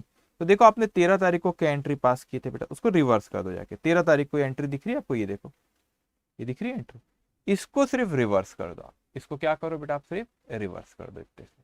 ठीक है, अब आ जाओ यहाँ पे, लिखेंगे अब आप यहाँ पे लिखो, यहाँ पे 16 तारीख को हुआ बैंक अकाउंट, इसको देखो आपने बैंक को क्रेडिट किए थे, डिस्काउंट को क्रेडिट किए थे, उसको डेबिट करेंगे। Bank account debit, bank account debit, कितना बेटा वो आपका बैंक अकाउंट डेबिट कितना था वो, 1350। Discount account debit 50 to Sharma brother,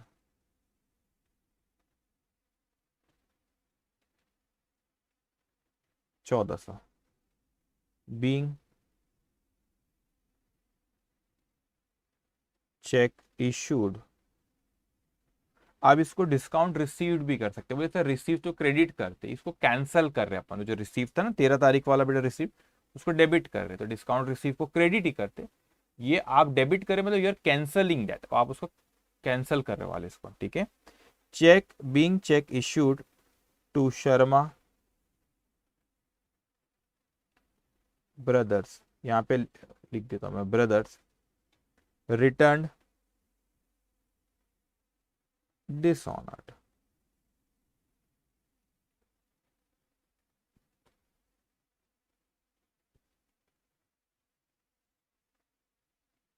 cancellation of discount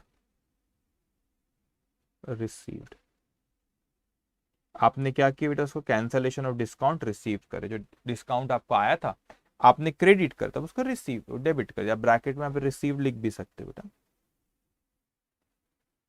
तो कैंसलेशन ऑफ डिस्काउंट रिसीव, उसको क्रेडिट, देखो यहाँ पे जब भी कैंसिल हो you we just have to reverse it बेटा, रिवर्स करना हमको रहता है। ओके, याद रखना, रिवर्सल ऑफ, अभी 13 तारीख की एंट्री को रिवर्स करें, 13 तारीख ही थी ना, ये वाली, रिवर्सल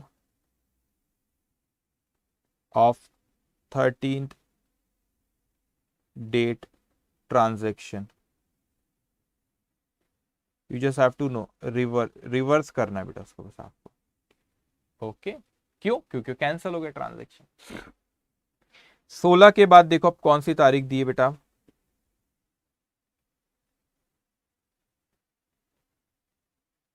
16 को, 16 का और कुछ नहीं दिया, चलो 17 को, Now incurred advertisement ₹250 paid cash ₹100 and stationery given for balance। अच्छा, तो हमें यहां पे बेनिफिट आया, हमको बेनिफिट मिला एडवर्टीजमेंट का, कितने का एडवर्टीजमेंट बेटा, 250। Advertisement is expense, expense deal by nominal account, nominal account से all expense should be debited, तो मैं तो इसे डेबिट कर दूंगा सर। उसके बदले में क्या गया, अच्छा सर कैश गई मेरे पास से 100 रुपए की, ओहो, तो cash is asset, asset deal by real account, real account से debit what comes in, credit what goes out, तो मेरे पास से कैश गई 100 रुपए। अच्छा, इसके अलावा और कुछ भी गया क्या, चलो मैं यहाँ पे दोबारा नहीं लिखता, इसके अलावा और कुछ हुआ क्या, हाँ सर, वो बोलता है बैलेंस की स्टेशनरी दे दिए, जो बचा हुआ पैसा था उसके बदले स्टेशनरी दे दिए। तो यहां पे मैं लिखूंगा 150 का सेल्स। आप बोलेंगे सर सेल्स कैसे लिखा आपने, सेल्स इसीलिए लिखा बेटा, पहले तो मैंने गुड्स दिया, ठीक है बेटा, और उसके बदले में मेरे को पैसा नहीं मिला, उसके बदले में सर्विसेज मिल गई वो एडवर्टीजमेंट की, ठीक है।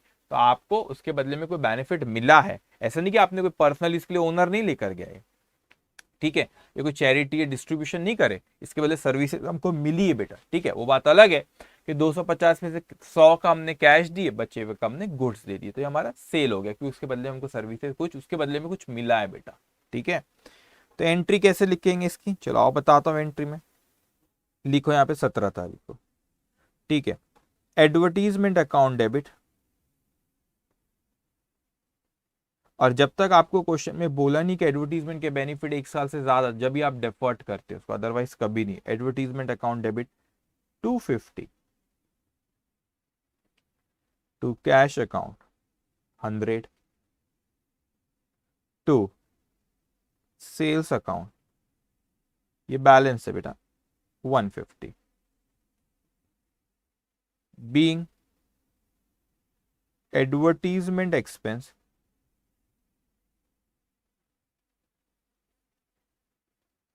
is paid partly by cash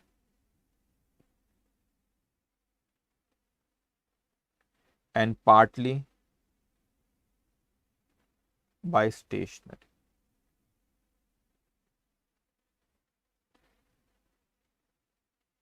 Okay, partly by stationery. Okay, इसको लिखेंगे बेटा। ओके, तो ये लिखे आपने।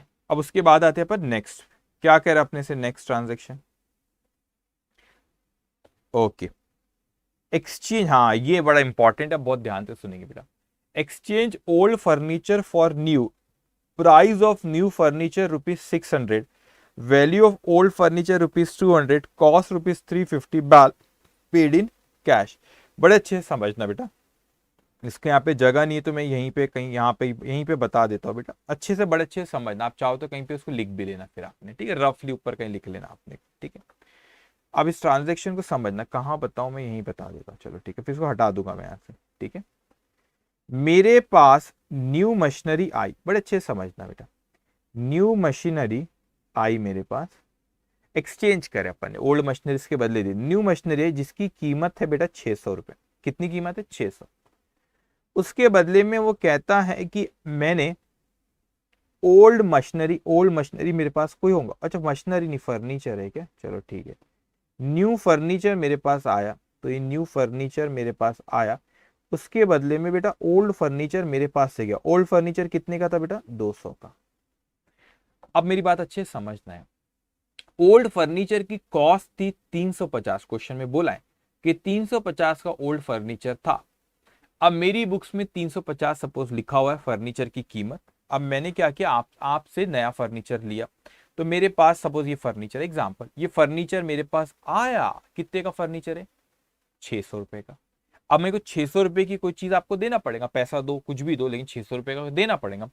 तो आपने 600 रुपए का मेरे को नया फर्नीचर दिए, इसके बदले में मैंने आपको मेरा पुराना फर्नीचर दिया, तो मेरी बुक्स में वो 350 में लिखा है, लेकिन जब आपको मैं देने लगा, मैंने बोला देखो मेरी बुक्स में 350 का है, तो आप कहने लगे अरे जाओ जाओ सर, काय का 350 का खटारा हालत में पुराना टूटा फूटा फर्नीचर आपका, हम इसको 200 रुपए से ज्यादा इसकी कीमत नहीं मानेंगे, इवन दो मेरी बुक्स में कितना लिखा है बेटा 350।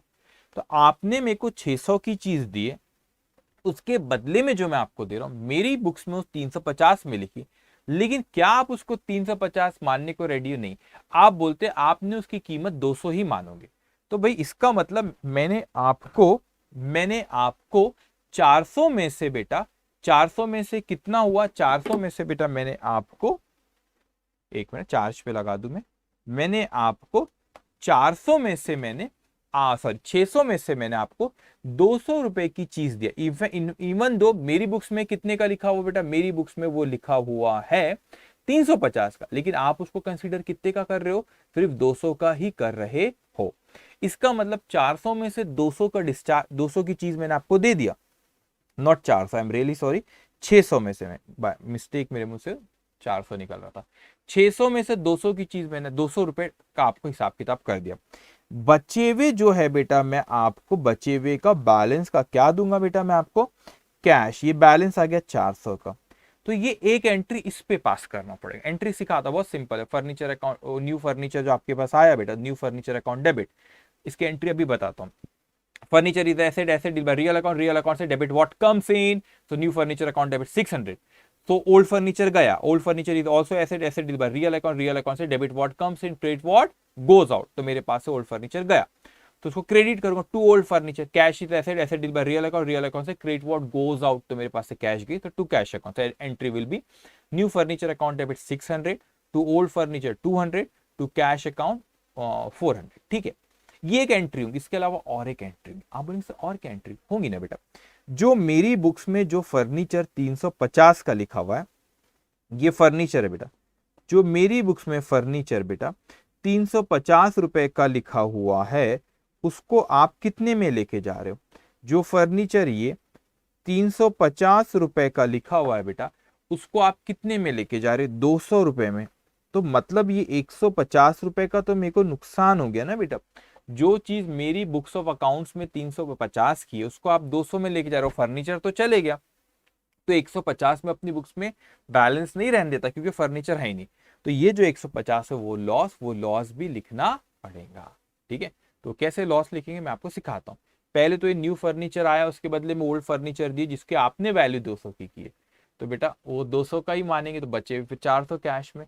फिर मगर फर्नीचर का, पुराने फर्नीचर के 150 रुपए का क्या, 350 की चीज में से 200 की, 200 में से ले गया, तो ऐसा नहीं कि 150 का बचा हुआ है, वो एसेट तो मेरे पास से चलेगी। तो ऐसा नहीं बोल सकते कि 150 का फर्नीचर रखा हुआ है, ऐसा इंटरप्रेट नहीं करना। फर्नीचर तो रखा ही नहीं ना, वो तो ओल्ड फर्नीचर पूरा ले गया बेटा 350 वाला, तो वो 150 का नुकसान हो गया, तो वो नुकसान की एंट्री पास करना पड़ेगा। ठीक है, अब या आप चाहो तो कहीं रफली आप लिख लेना बेटा। ठीक है, अब मैं इसको हटा के जर्नल एंट्री पास करूंगा, हटा दो इसको। ओके, चलो लिखो बेटा, यहाँ पे कौन सी तारीख थी आपकी, 20 तारीख, 20 ही थी ना, कितनी एंट्रीज पास की अपन ने, हाँ 20 ही थी। चलो लिखेंगे आप यहाँ पे new furniture account debit,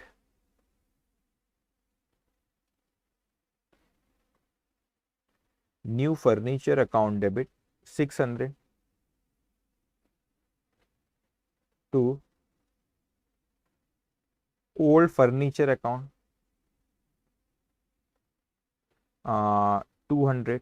sir 200 क्यों लिखे, क्योंकि वो आप उतने की वैल्यू मानने को रेडी हो उसकी। ठीक है, आपने ही बोले ना कि दो, वहां पे लिखा है 200 में उसकी कॉस्ट थी, मतलब उतने में हमने अपनी बुक्स में लिख रखे थे, तो 350 के हमारे इसमें आपने 200 में ले गए, 600 में से 200 का मैंने आपको फर्नीचर दिया, बचे हुए बैलेंस का cash, to cash account 400 being old furniture, being old furniture was exchanged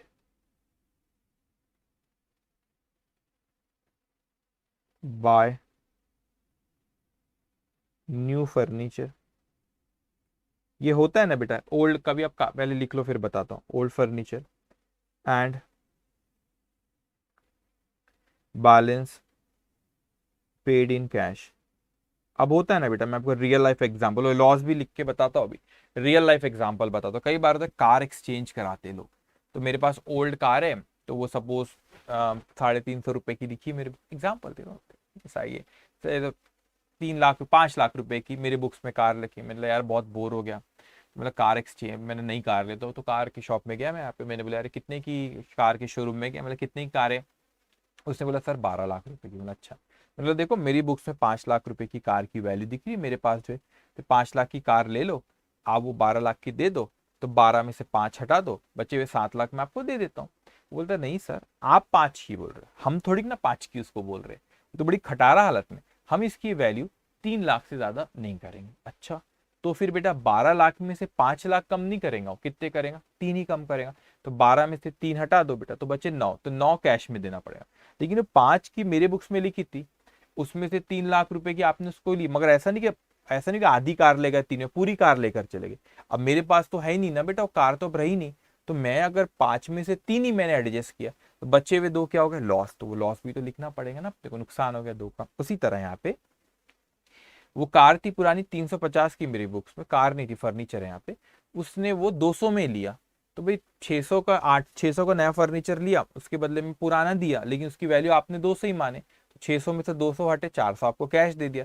लेकिन मेरी बुक्स में तो 350 का लिखा था बेटा, उसमें से 200 रुपए एडजस्ट हो गए। ऐसा नहीं कि 150 रुपए का फर्नीचर बचा है, वो फर्नीचर तो पूरा चलेगा, फर्नीचर है ही नहीं, तो 150 रुपए नुकसान हो गए मेरे मेरे तो मेरे को नुकसान को लिखना पड़ेगा बेटा।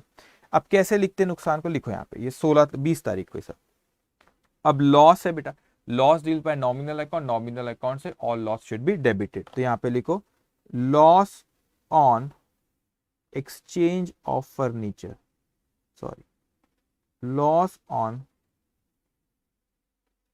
Exchange of furniture account debit कितने से हुआ बेटा, 150। ये 150 आए कैसे, 350 में से उसने 200 ही कंसिडर किया इसलिए, और ओल्ड फर्नीचर हमारे पास से चले गया, तो ओल्ड फर्नीचर अकाउंट 150। तो अब पूरा ओल्ड फर्नीचर एडजस्ट हो गया, वो 200 पहले क्रेडिट किया और अभी 150, वो अकाउंट भी क्लोज हो जाता है। बीइंग एक्सेस ऑफ, ऐसे बताता हूं मैं आपको, excess of book value, book value का मतलब हमारी बुक्स में कितने का लिखा था, book value of furniture over sale value being loss, sale value being loss, वो लॉस था। ठीक है बेटा, ओके। अब मैं देख रहा हूं कि ये अभी 1.5 आवर होने पे आ रहा है, और ट्रांजेक्शन बहुत है ना बेटा, क्वेश्चन तो अपने ने यहाँ तक ही कर ली 20 तारीख, तो ये भी खत्म कर ले, मगर इसको और मेरे को आधा पौन घंटा लग जाएगा। ठीक है, तो मैं बहुत ज़्यादा टाइम हो जाएगा उसको। ठीक है, चाहे तो हम कर भी सकते हैं वैसे इसको, लेकिन फिर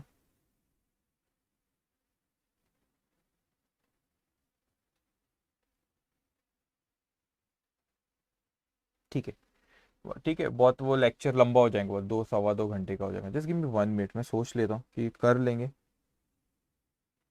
कि खत्म हो जाएगा ना क्वेश्चन पूरा, अगर अपन हिम्मत कर ली जल्दी जल्दी तो खत्म हो जाएगा क्वेश्चन।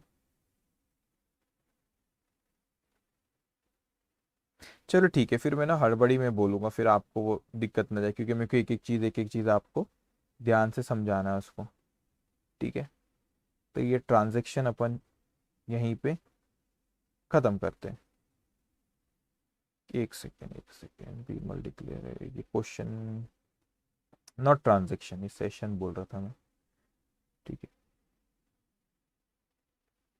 ठीक है, थोड़ी सी हिम्मत कर पाऊंगी बेटा, 10 आज के दिन, आई नो सेशन थोड़ा सा बड़ा हो रहा है, आज के दिन क्या क्वेश्चन खत्म हो जाएगा, इसलिए मैं बोल रहा हूँ आज के दिन सिर्फ थोड़ी हिम्मत कर लो, फिर क्या है, फिर थोड़ा क्वेश्चन फिर अगले सेशन में चले जाता है, तो इसको हिम्मत करके खत्म कर लेते हैं। ठीक है, चलो आओ जल्दी जल्दी 20 सेकेंड पे आओ।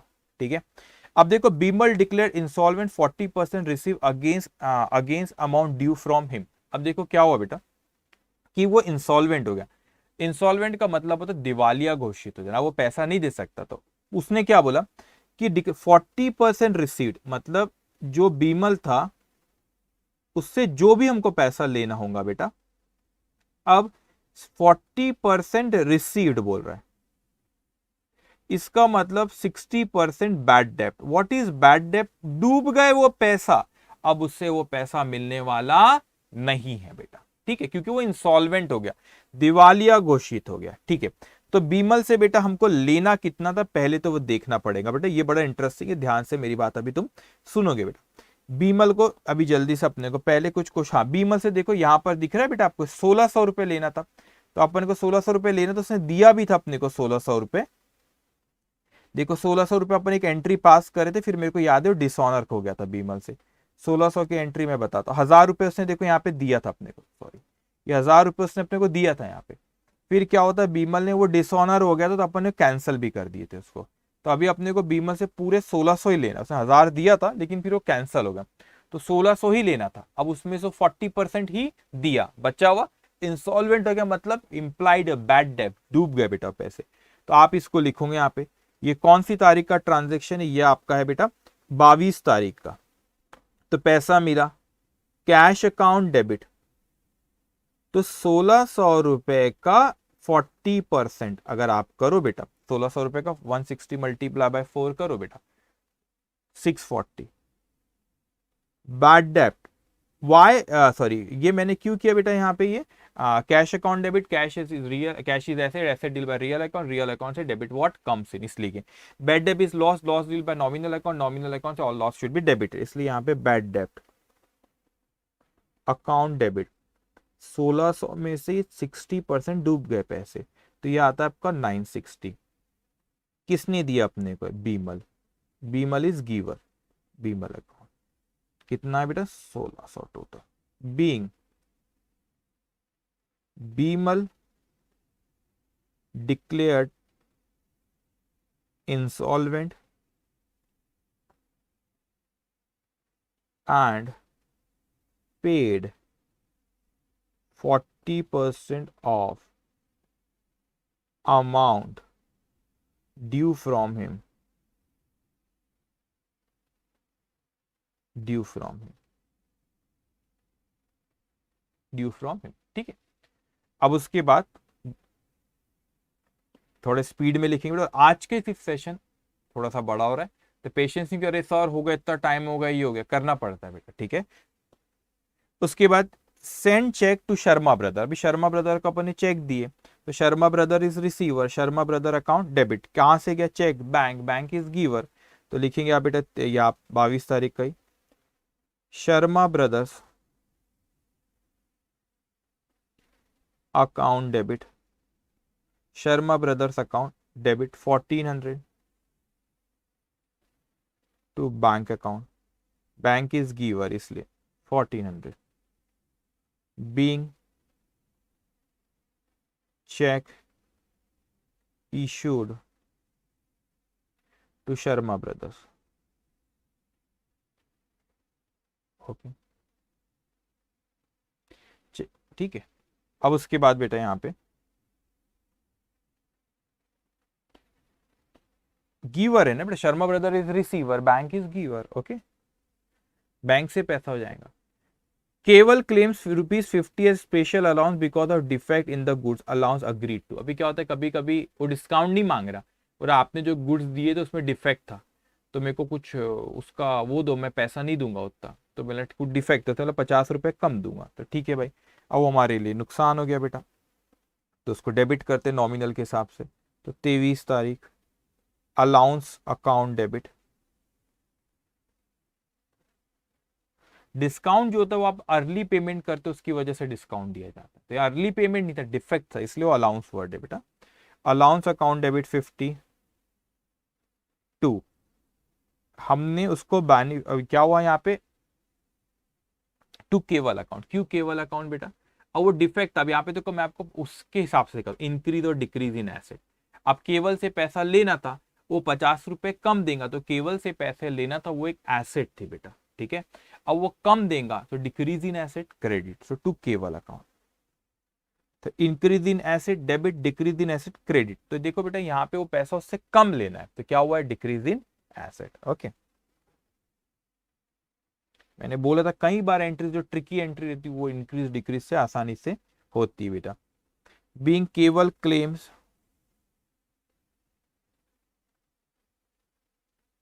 claims allowance because of